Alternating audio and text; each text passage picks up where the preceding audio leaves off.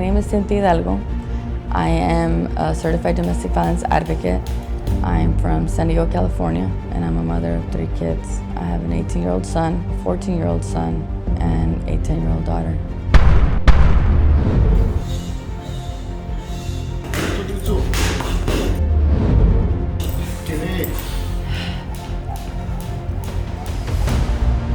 So I became an advocate, a domestic violence advocate, so that I can motivate and inspire people to share their story. There are many men and women and teens out there that don't speak about it because they're afraid to do so, and which is basically what happened to me. I mean, being in the relationship for 18 years, but staying quiet. I like the phrase a lot, silence kills slowly, because it truly does. It almost led me to insanity and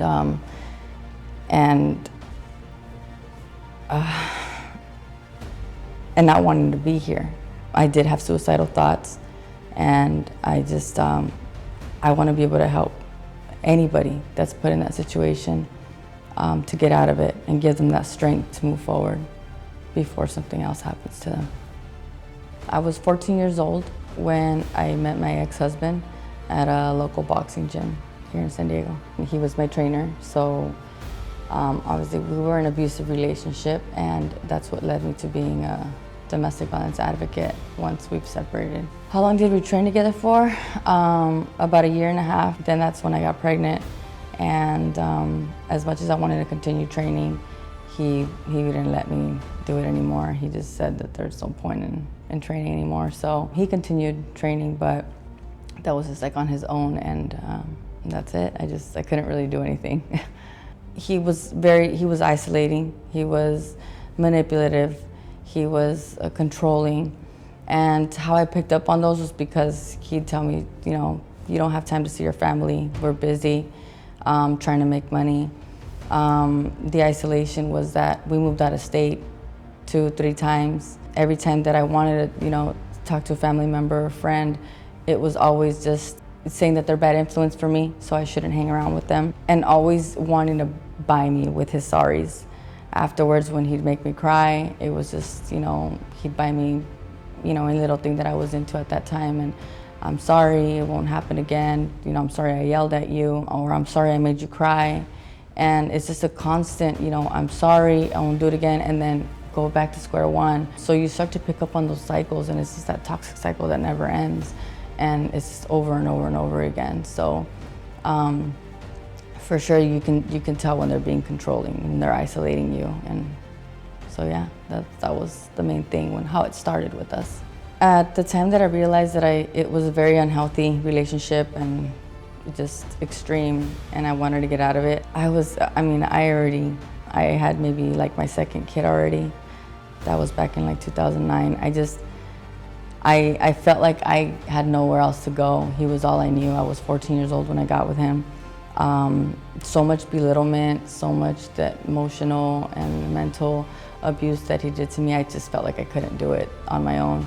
So it led me to just stay. I knew for a very long time. I just didn't know how to get out of it. And I was always like 1 foot in, 1 foot out. Like, I know I gotta get out of here. Especially spending about 12 years without talking to my family because he wouldn't allow it. And I had nobody to go to. I'm like, where do I go? What do I do?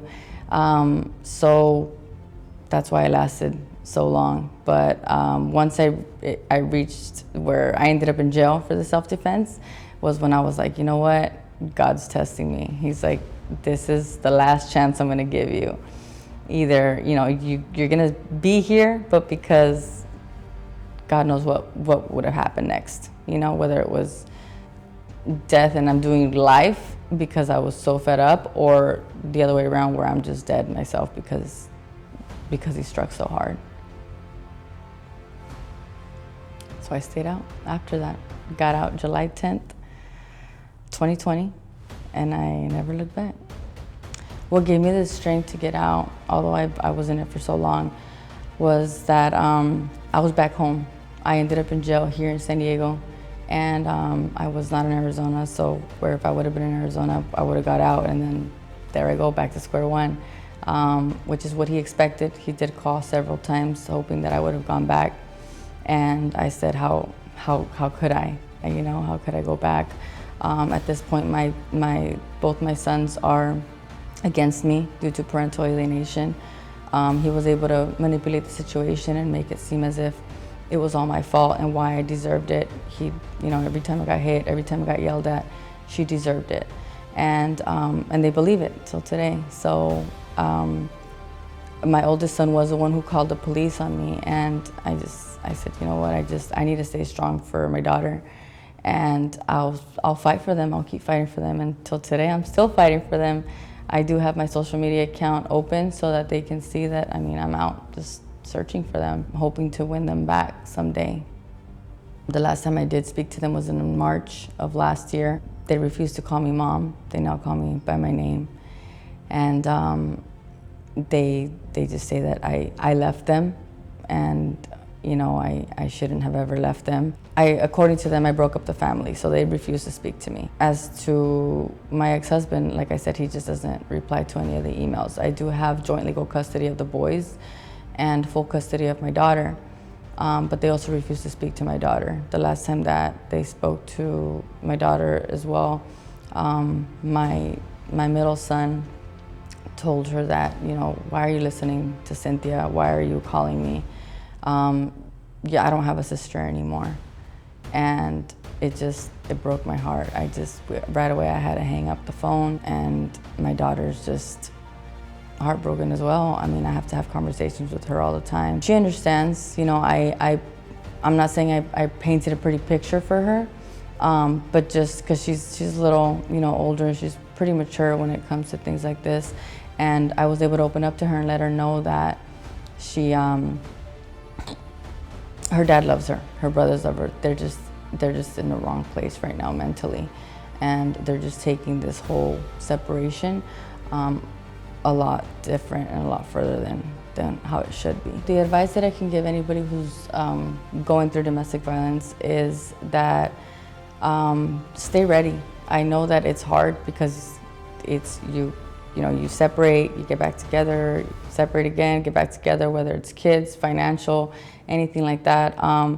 You need to stay ready. It's like you plan, you prepare, you have a phone number of your friend or a family member that you can trust. Even save it on your phone number, save it on your phone as a different contact in case you know, the abuser does go through your cell phone. Make sure you have important documents just kind of put aside. Most important, you know, just have a little stash, you know, try to put some money aside so that the day comes that you really need to just get out of it, you're ready. You just grab your things and go, because you never know when that day comes where you're just like, that's it, that's enough. Well, SSWC stands for Staying Strong with Cynthia. I launched my website on the 4th of July of last year. I've been able to reach out to so many people reaching out to me. Just, you know, I'm advocating through Instagram and posting like blogs on my website about little things that would happen to me here and there throughout my life. And I started Instagram before even the whole website back in 2020 when I was going through a lot of my emotions, because I didn't know what to do. It was helping me out when I was having my suicidal thoughts. Just posting about domestic violence and people reaching out to me and telling me thank you for posting these things helped me become a better person and strong. And I'm like, you know what, there's more out there for me than just being gone, you know. And of course my kids needed me, so yeah.